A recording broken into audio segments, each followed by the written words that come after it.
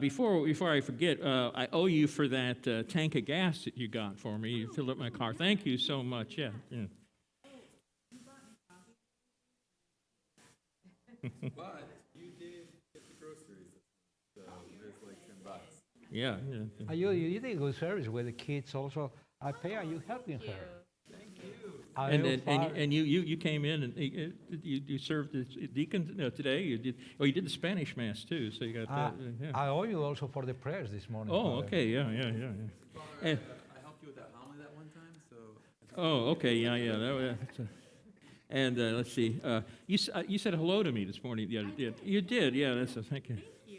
Also, Oh. I did listen. And then I said thank you for so you have to be paying. Oh, yeah, that's right. I did listen to your problems the other day, so I didn't say anything either.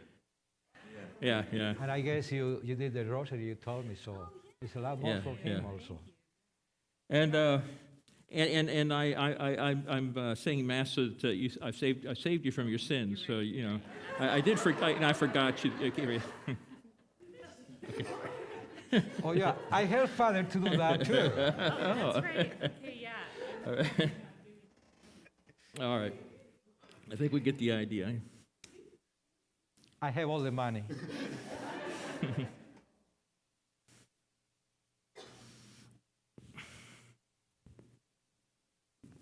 So, when I was a little kid, I got an allowance. I got an allowance every week. I think it started out as 25 cents a week. I think maybe it went up to 50 cents a week. But back in that day, 25 cents could buy you a movie and a Diet Coke. Anyway, so I was my parents, especially my mother, was big on teaching me the notion of economy. And we have this idea of an economy where we've created tokens that are representative of how much work we've done. Usually, and we exchange labor for merchandise, for things that we need. And this was it's an ancient system. And before this, you'd have the bartering system where you would give a couple chickens and you would get some candles in return or whatever. And we learned to do this sort of exchange, which creates an economy, which has gone bizarre, okay? But this idea of an economy, that everything is worth something, that everything has a value, it's a mechanism that's supposed to try to keep our world in order. But it gets out of, it also becomes a way of enslaving people, okay? When this happens in many political situations, if you reduce the amount of money that you pay people, and make things more expensive. If you adjust the economy, they're then people become enslaved, that they have to work more and more and more to get less and less and less. And that's the way we then have a division of the wealthy and the poor. And we have different types of work and so forth, and we decide that it's worth $1 million to play basketball, but it's only worth 30,000. I don't even know salaries anymore. People get paid more than $20,000 a year. But this mechanism, this idea, penetrates our lives to such a degree. It becomes kind of a part of the tapestry of our existence, and we tend to extrapolate it a little bit. We tend to look into other areas. We can start with goods and services, with very basic kind of concept, but we start to believe in our relationships with each other. We can apply this notion of an economy. How much do you love me, and how much do I love you? And we can do this when we're just in families around the house. It's like saying, well, I do so much work and you hardly do anything, You can get yourself into a very bitter frame of mind. In the first reading, it talks about that, holding on to this bitterness, that I deserve more, that you took something from me. And that can very much happen in an emotional sense. And we can do that. If we're cruel to each other, I can take your sense of self-worth from you. And that's a horrible thing to take from somebody, is to get them, put them in a place where they feel like they have no value, no purpose, and we've taken that portion of life from them. And we can do this on the kind of emotional level.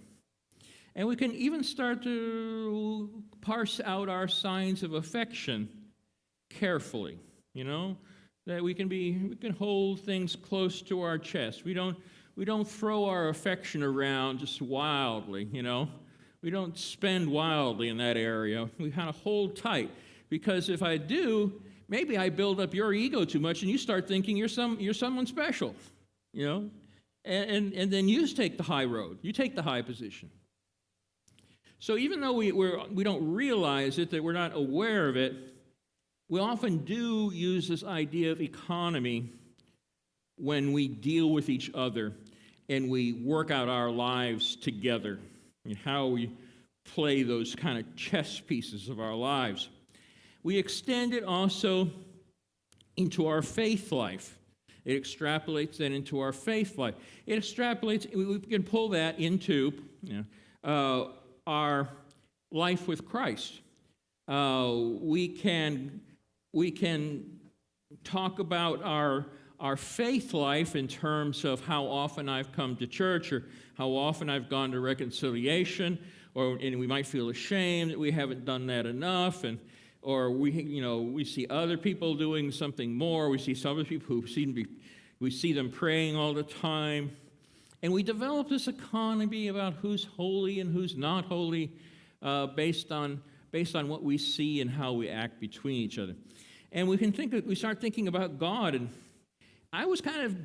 this idea was impressed on me when I was a kid, that the angel's up, so there's some angel up there with a book, and looking, and every time I did something bad, they got a mark in the bad column, and every time I did something nice, I got a mark in the good column.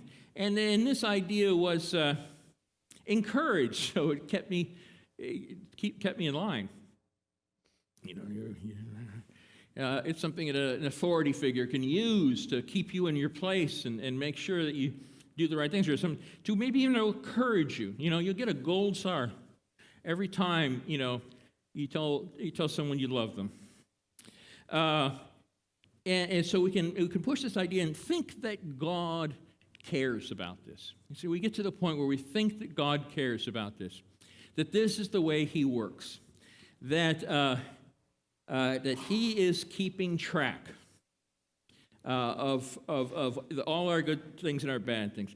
Now we talk about that we talk about a judgment and so forth. Jesus talks a lot about this in the gospel. He talks a lot about this idea. And what does He say? Well, He says, you'll be known by your fruits, the fruit that you bear, okay? That your faith bears fruit in your life, But that's a natural thing. How does a fruit come into being? A piece of fruit comes into being. It's a flower that's then pollinated, and then it turns into a fruit on the tree. And then that fruit can be picked, and it can be used to give nourishment, to give joy. A good, nice piece of fruit is a wonderful kind of thing. We used to give them as gifts back in the old days. But we have to be careful about how we manage the economy of our emotions, of our caring for each other, and how we manage our economy with God. And sometimes we talk about an economy of salvation, but it's not the same kind of economy. Economy is money, It's like not about buying candy or something like that. We also, as a kid, we had candy boxes. I had a candy box, my sister had a candy box, and we got so many jelly beans every week and so forth. And then we found out my father was pilfering from our candy boxes. But anyway, because then Mom finally gave him his own candy box. Dad, like myself, just really liked sweets. Anyway, how do we deal with the economy of, and I think Jesus is continually trying to push us to move beyond that, to have an open and loving relationship. We see that that we have the divine mercy up here on the back, and I get to look at that all the time when I'm saying Mass. And we see this outpouring of grace from Christ. We see this emanation of grace coming out of Christ. And it's free, and he doesn't count, he won sacrifice. Here, I'll sacrifice myself for your sins, okay? I'll do this for you. Free. He's not counting. We are going to have to work out from time to time our sinfulness. We're all sinners. I'm a sinner. We're all sinners. Everyone, top to bottom. And we need to deal with that. We need to be aware of our sin and where it comes from, and we need to see if we have anger issues, or if we have selfish issues, or we have other sorts of problems that cause us to sin in the world, that cause us to pull into ourselves. It causes us to have a little snapper purse where, I'm very stingy to say I love you or I care about you. I'm going to take that little, okay, I'm going to keep that one for later. And we can become very selfish and stingy with our love and affection. And yet we see as our example in both these images of Christ, the one up here and the one up here, that's exactly not what he's talking about. He's not being stingy here. He's saying, I'm going to give you everything of myself. Everything. I'm going to pour out my blood for you. I'm going to give you my body for you. Anything you can think of, I'm going to give that to you freely and openly. I'm not going to hold back. And we live in a world that holds back. And that's a good portion of our sinfulness in the world. So we keep holding to ourselves. We take care of ourselves. We keep the resources to ourselves. And we don't just say, oh, I have, that person needs, we take care of it. Okay? I have extra, you have less, I'll give you what you need. And that's the kind of economy that we have to look at when we're talking to God. We have to have a loving friendship with God. And we see that made real in our love of Christ. We focus that in our prayers, and I think you can find that place where you can feel that loving emanation of Christ in the Eucharist, in the image of the crucifix, and the divine mercy, and various devotions, the Sacred Heart. And the devotion we'll be celebrating on Tuesday, Our Lady of Sorrows. We have our Feast of Our Lady of Sorrows. And you see that love and affection, that intense relationship of Mary standing at the foot of the cross. And we see that free, open, and loving relationship. And so we have to be careful about all our economies. We have to watch when they're taking over. When the accountants are running our lives, okay? And that'll happen. Well, it happens in church sometimes. You can have authorities in the church that say, you haven't done this and you haven't done that, so you can't do this. Well, that happens a little bit when we go to bring someone into the church. We have to say, well, we have to wait a little bit. We have to do some things, And it can be hard because when someone says, I want to be baptized, I just want to scoop them up and baptize them. The movement of my heart is just to pull them into my arms and say, bless you, brother and sister. Let's go to the baptismal font. Let's do it. But we have an organization, and we have rules, and we have all sorts of things. And they're there for certain reasons. But we've got to remember to see the motive in there. That if someone comes to me and yearns to be baptized, yearns to receive the Eucharist, that is a spectacular thing for me personally. I see that as a joyous occasion.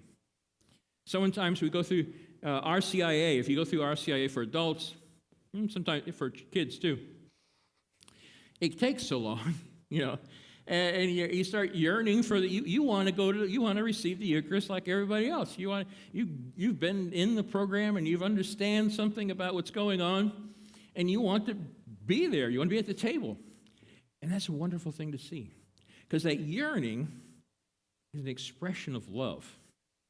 That yearning is an expression of love and a desire for a closer relationship.